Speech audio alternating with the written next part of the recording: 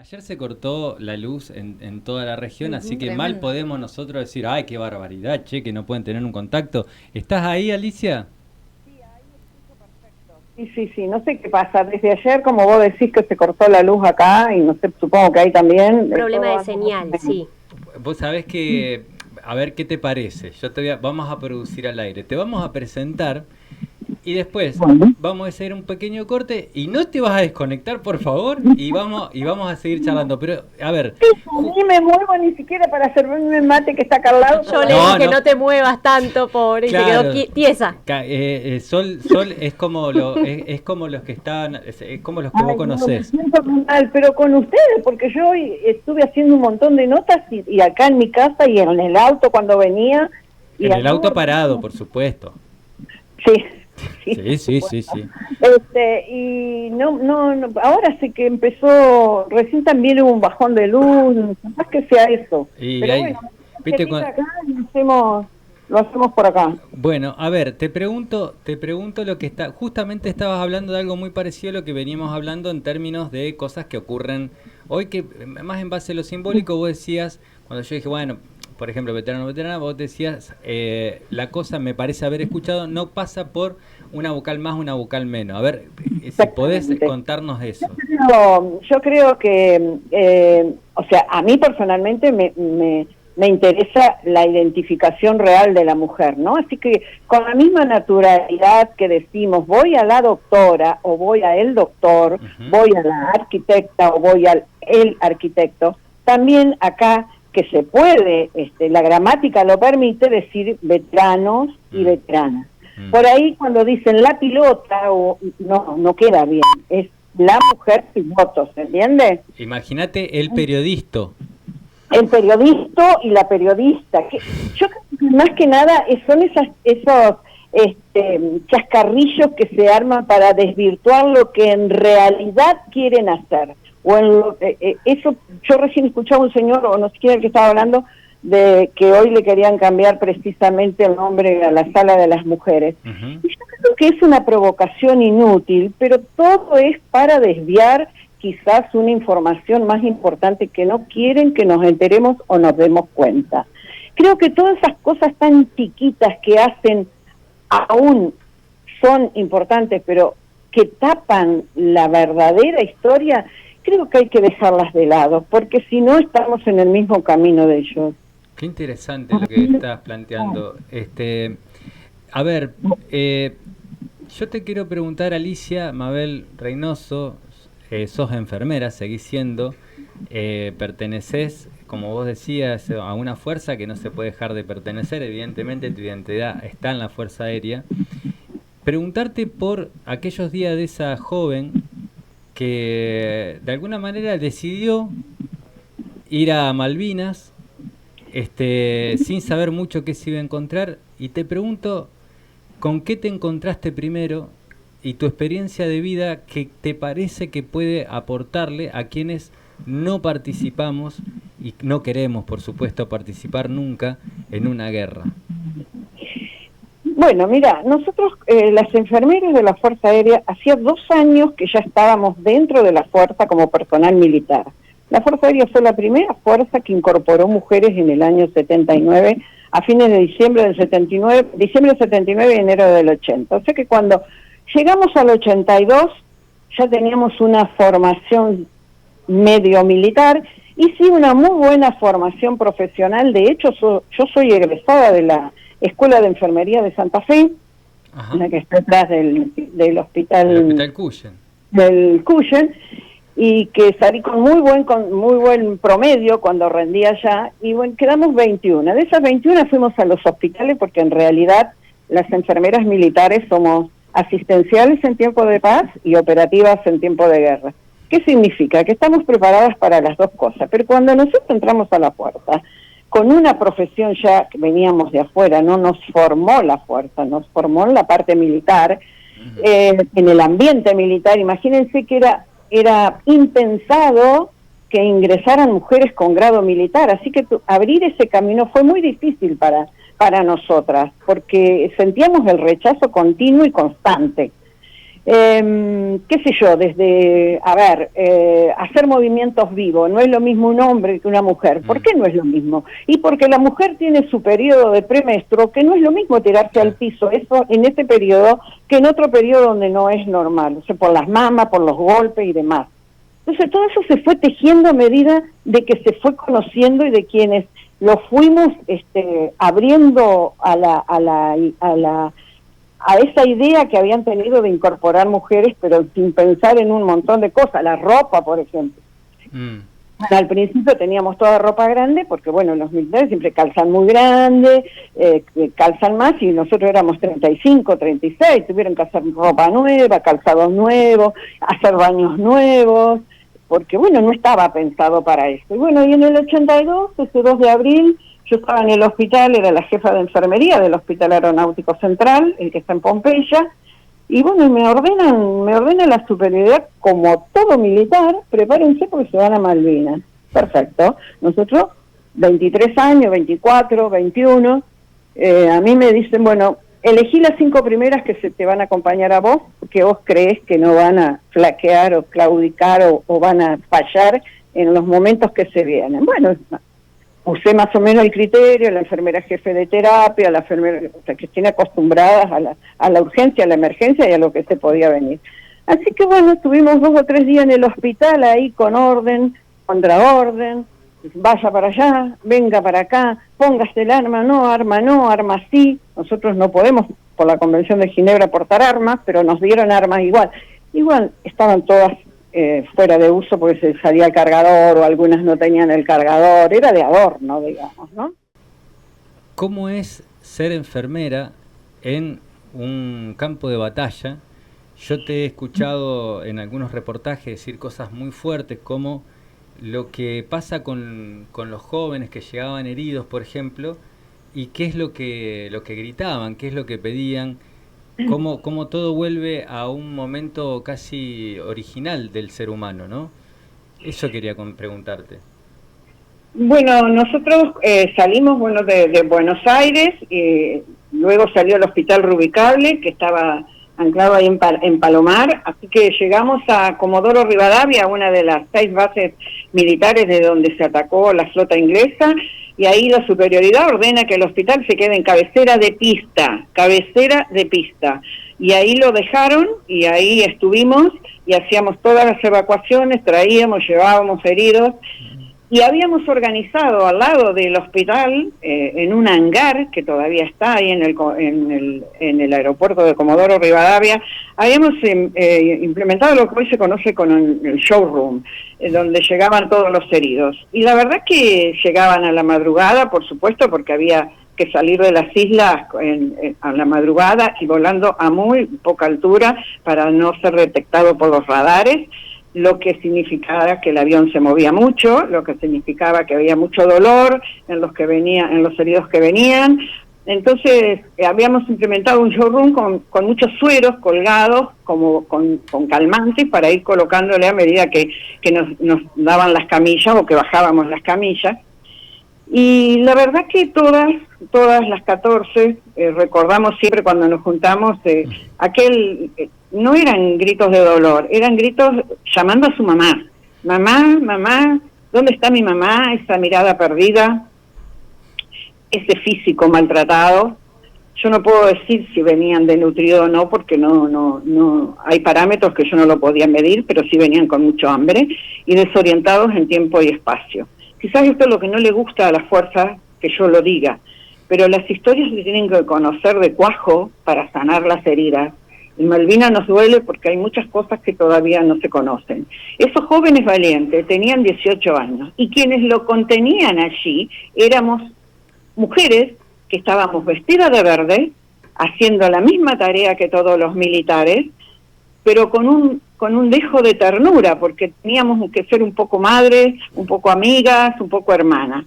Y no te olvides que a nosotros no nos preguntaron si queríamos ir, a nosotros nos mandaron, a nosotros estábamos bajo el Código de Justicia Militar reinante en un gobierno de facto como era, y nos cabían todas las obligaciones, muy pocos derechos, pero todas las obligaciones del personal militar. O sea que en un mar de hombres, en un mar verde, donde estábamos todos asustados, porque el que dice que no tenía miedo miente. Allí tuvimos primero 5, después otras 5, y después otras 4, 14 mujeres conteniendo a los que llegaban, a los que estaban y entre nosotras. Y no teníamos más que 21 años, 24, 25. Por eso un día cuando un superior me dijo, ¿de qué te quejas si no te pasó nada? Me pasó una guerra por la cabeza, con 23 años. Mujer. Impresionante. ¿Quieren preguntar? ¿Hola? Sí. Nos dejaste Alicia, un poco... ¿cómo estás? Te estaba escuchando, atónitos. bueno, todos te estábamos escuchando con mucha atención y bueno, principalmente y sobre todo después de esto que mencionabas, ¿no? Yo quería que profundizaras más en esas vivencias porque no me lo puedo ni imaginar, realmente no me lo puedo imaginar, pero de mi parte te traigo un poco a lo actual, ¿no? Y cuando... con el día que soy y con las luchas que se están dando y cuando el feminismo está muy en boga también, para algunos es una moda, para otros es una lucha. ¿Cómo lo ves vos? Y además después de todo lo que pasaste, digamos, ¿qué crees que es realmente una verdadera lucha en el camino de las mujeres a día de hoy? ¿Qué te parece que es innecesario? ¿Qué te parece que se banaliza? Lo que me gustaría saber es tu mirada respecto a lo actual. Bueno, hablando de las mujeres en las Fuerzas Armadas, yo quiero decir que falta mucho. Ayer estuve en un Zoom en una universidad de Río de Janeiro con mujeres latinoamericanas militares y hablaban del techo de cristal. El techo de cristal es que te dejan llegar hasta determinado lugar, hasta determinado grado. Acá no creo que hay una o dos generales, porque tampoco se le puede decir generala. Hay mujeres generales, creo que hay una o dos que ya están retiradas, brigadieres, tampoco se le puede decir brigadiera, brigadieres en Fuerza Aérea no hay, lo que más han llegado es esta comodoro, tampoco se le puede decir comodora, pero yo creo que cuando la mujer llegue a conducir lo que sería hoy el Estado Mayor de la Fuerza Aérea, que lo vienen conduciendo hombres pilotos, hay mujeres pilotos hoy en día, piloto de combate, piloto de transporte, algún día van a llegar, ojalá yo lo pueda ver, pero el día que yo voy a creer que realmente aceptan a la mujer de igual a igual, porque yo no pretendo ir ni delante ni detrás, igual a igual, codo a codo. Alice, respecto... Entender que aceptaron el reto de que las mujeres somos iguales, pero ojo, una cosa es cuando vos exigís la igualdad, la igualdad tiene que ser desde el respeto, desde, no, porque soy mujer, no quiero hacer esto, aquello, lo otro. No, estamos en el mismo barco, en el mismo lío, en la misma guerra, codo a codo todos, cada uno en su función. ¿Entiende lo que digo? Sí, por supuesto. Y respecto a esto que mencionabas, porque hace un rato también lo linkeo con un mensaje que nos llegaba, nosotros hace un rato hablábamos del 8M, de qué significaba, de cómo lo vivíamos, y nos llegaba un mensaje que decía que probablemente, bueno, yo hablaba particularmente de mi profesión como comunicadora y me preguntaba por qué por ahí tenía tantas compañeras estudiando esto y que después no llegaban a los espacios de trabajo. Y llegaba un mensaje que me parecía interesante para analizar, ¿no? Que decía que tenía que ver con la capacidad. ¿Vos crees que tiene que ver con la capacidad o con que realmente no se abren las puertas, no se propician los espacios? Por ejemplo, en tu profesión. Mira, en mi profesión yo puedo decir que han estado capacitadas algunas de mis compañeras, muy bien capacitadas, y le ha costado. De hecho, cuando yo ingresé podíamos llegar hasta el grado de mayor, que es el primer grado de oficiales superiores, después se abrió un poco más y ahora pudieron llegar hasta comodoros. Yo creo que hay un claro negacionismo de que suceda eso, pero porque la historia está contada desde un eje masculino, que va a costar y que depende también mucho de quién es esto lo toman como que el 8 de marzo era porque estaba el otro gobierno. No, esto es internacional, no es que el otro gobierno dijo que teníamos que salir a la calle por nuestros derechos. Entonces hoy un señor se le da por cambiar, hoy justamente en el Día de la Mujer, un nombre a un SAR. Podría ser mañana, pasado o el mes que viene. ¿Te das cuenta que cuando yo digo que nos ponemos en tonterías, quizás para tapar algo más grande? Yo creo que las dos luchas que tengo en mi vida es por la visibilidad de las mujeres en Malvinas y por la defensa de la mujer en general. Y no tiene ninguna bandera política esto. Malvinas tiene una sola bandera, la celeste y blanca. Y las mujeres somos unas y en todos lados siempre lo mismo, nos matan lo mismo, cobramos lo mismo, no nos dejan llevar lo mismo, vos como periodista, las abogadas, las juezas, todas nos cuesta. Quiere decir que hay una, es algo como, algo plantado desde siempre, que la mujer tiene. A ver, yo te pregunto a vos, ¿cuántas gobernadoras hay hoy? No, creo que ninguna, Claro, incluso. ninguna. A ver, No hay ninguna, son todas vicegobernadoras. Exactamente. Son todas vicegobernadoras, la mayoría. Dato mata relato. Sí. Hay mujeres muy bien capacitadas. Yo tengo una compañera mía que es médica, que estuvo de directora del hospital, de este hospital reubicable en Haití, te imaginás allá, ella fue directora y se manejó y salió con una calificación perfecta de Naciones Unidas. Es directora en el hospital aeronáutico, pero arriba le ponen un comando, un hombre, para tener el último, la frutillita de la torta para las decisiones. ¿Por qué? ¿Por qué? Si es una persona capacitada, muy buena persona, muy buen ser humano, empático, que podría llevar muy bien las cosas, pero bueno. ahora, Te digo, vos a creer en que aceptan a las mujeres cuando las mujeres no tengamos por sobre nuestras cabezas a alguien que tenga la definición final. Yo creo que lo que vive una mujer, como lo estás contando vos, como lo están contando acá mis compañeras, es difícil de imaginar porque no lo vivimos los hombres. Pero, por ejemplo, también me pregunto cuántos trabajadores son gobernadores o presidentes en los últimos años, ¿no? Con lo cual, por ejemplo, claro, cuando aparece, por ejemplo, un aumento de funcionarios del 30%, dice, bueno, pero nosotros nos tenemos que, yo tengo que dejar mi oficio, mi profesión, pero también hay como una cuestión, digo, incluso de el componente de quienes fueron a Malvinas, que tenían que ver con muchos chicos humildes del interior, que es como que son discriminaciones cruzadas también, que es, a ver, y si sos, me imagino, que esto digo, imagino, si sos mujer y sos trabajadora, peor todavía, incluso trabajadora en el ámbito del ejército, peor todavía. Pero es como que vivimos inmersos en una situación de discriminaciones cruzadas en donde hay alguien que dice, bueno, obviamente después, ¿quién va a ir a defender los derechos de las mujeres, de los trabajadores, si no existen trabajadores, ni mujeres, ni personas que tienen otra procedencia en los gobiernos elegidos, ¿no? Mira, yo creo que, no sé, a mí me parece que encontrarnos o ponernos que yo tengo más derechos que vos, porque soy esto, porque soy aquello, vuelvo a repetir, son chascarrillos que se presentan, que los tiran, que nos alimentan para no hacer lo que verdaderamente corresponde. Que nos separan también. Claro, divide y reinarás, Claro. ¿no? Entonces, yo me peleo con vos porque vos tenés más sueldo que yo. Yo te voy a dar un ejemplo clarísimo, me vas a entender. Nosotras las que ganamos el juicio al Estado, y el Estado nos reconoció plenamente con todos los derechos de un veterano o veterana. Perdón, ¿cuál era el problema de no reconocerlas? Porque no se entendería. No habíamos pisado Malvinas, porque no cobrábamos. Entonces, una vez uno me dijo, vos no pisaste la turba malvinera. Le dije, no, tenés razón, no la pisé, pero mis bolsillos se mancharon con sangre y no me hacen ni más ni menos veterana que vos.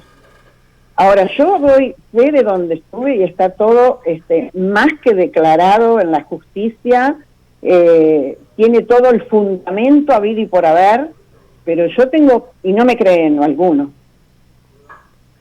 pero yo tengo que creerles a todos, sin poder fundamentar donde estuvieron, que estuvieron. Alicia, sí. Porque tienen palabra de hombre. Sí, vos hablabas hoy de las situaciones de miedo y el tener que estar en estado de alerta y actuar con urgencia en Malvinas. Yo te quería preguntar qué te pasa en la actualidad cuando aparece una situación así. Si tomás como parámetro esto de decir, y yo ya viví algo peor que esto que me está sucediendo hoy, claro. ¿Cómo lo llevas en la actualidad cuando aparecen estas situaciones? Bueno, yo ya estoy jubilada, estoy retirada. Después de Malvinas me tocó ir 2 veces a Haití, y la verdad que lo tomé no con simpleza, pero yo ya lo había vivido, y no con la sangre de los haitianos, sino con la sangre de los argentinos.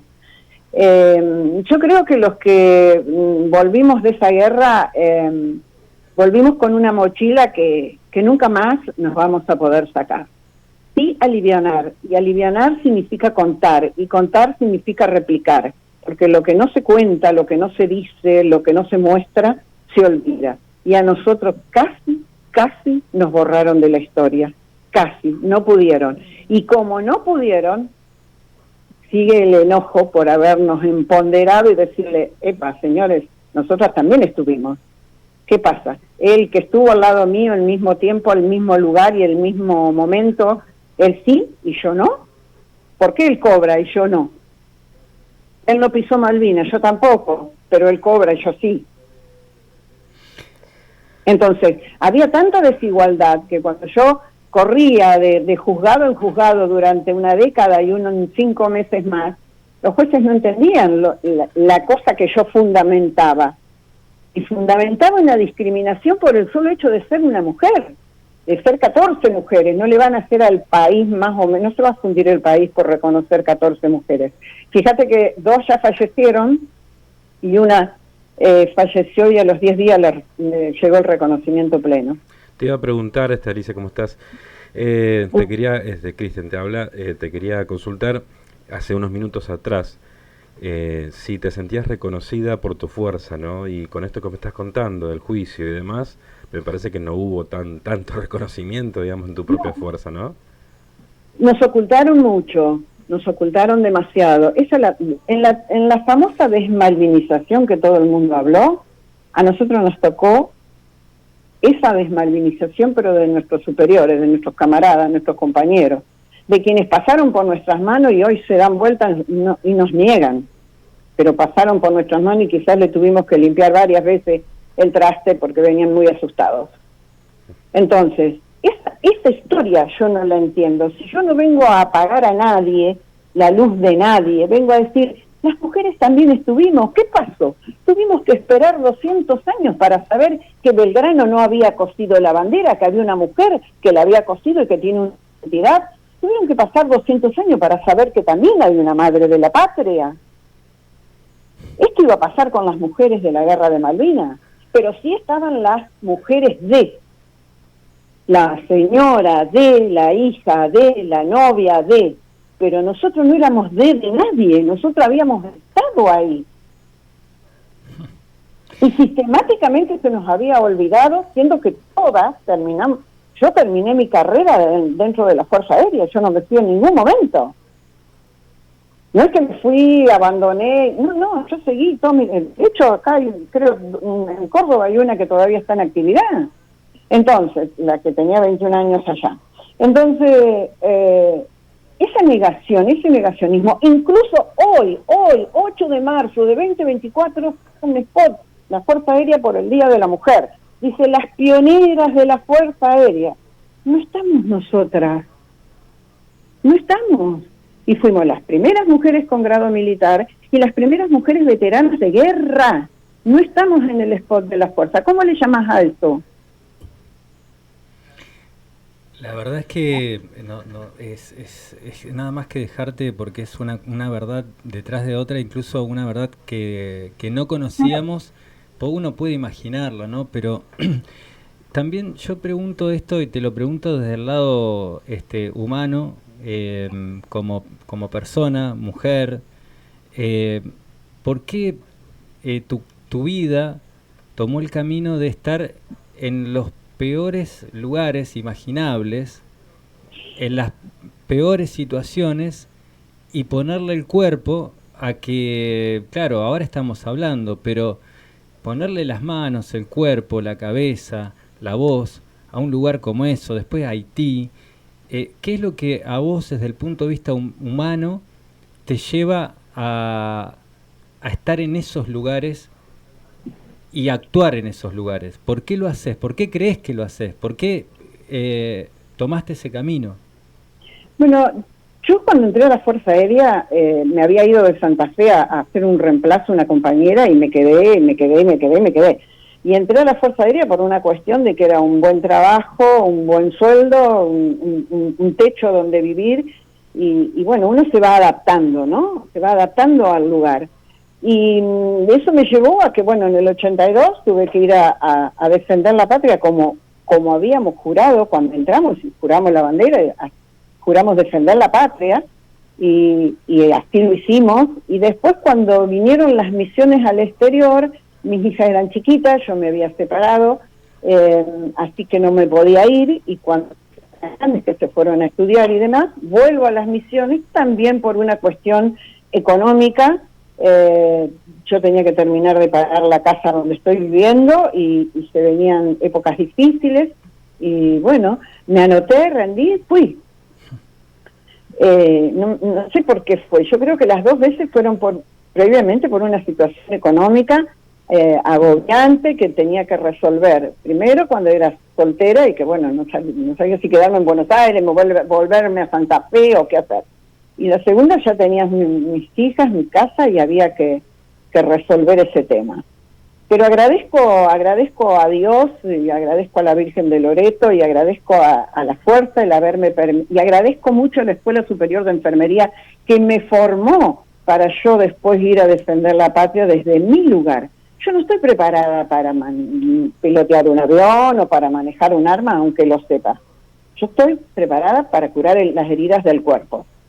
Y tuvimos que implementar así de la nada, saber curar las heridas del alma, que muchas veces, y te puedo asegurar que dolían muchas más, porque esos mismos valientes soldados nos decían, curame rápido, pues me quiero ir, porque allá dejé mi hermano, yo quiero volver, y vos lo mirabas y decías, no vas a poder volver nunca, pero bueno, eso hace que agradezca a Dios el poder haber ido a defender a mi patria desde un lugar donde siempre estuvo la mujer estuvo en todos los momentos, de hecho necesitamos de la mujer para vivir, para nacer. Alicia, te quiero preguntar algo con respecto a esto ¿y tus heridas del alma? Qué pregunta, no me la dejaste pasar, ¿eh? No. Las heridas del alma se curan el día a día, como yo te dije hoy, contándolo. Yo cuando empecé allá en el 2009, no hubiera podido hablar con ustedes sin ponerme a llorar. Hay momentos de mis compañeras que no pueden hablar todavía. Son años de terapia que a mí me llevó a poder salir a defender este lugar y sacarme este dolor y esta mochila, alivianar mi mochila.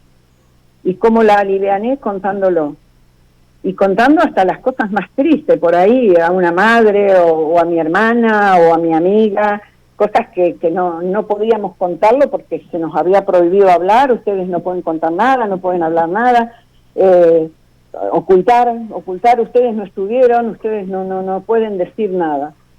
Entonces, cuando yo empiezo a hablar, siento que empecé a sanar, y eso hago día a día, y ayudar a aquellas personas que por ahí no saben cómo encontrar una salida.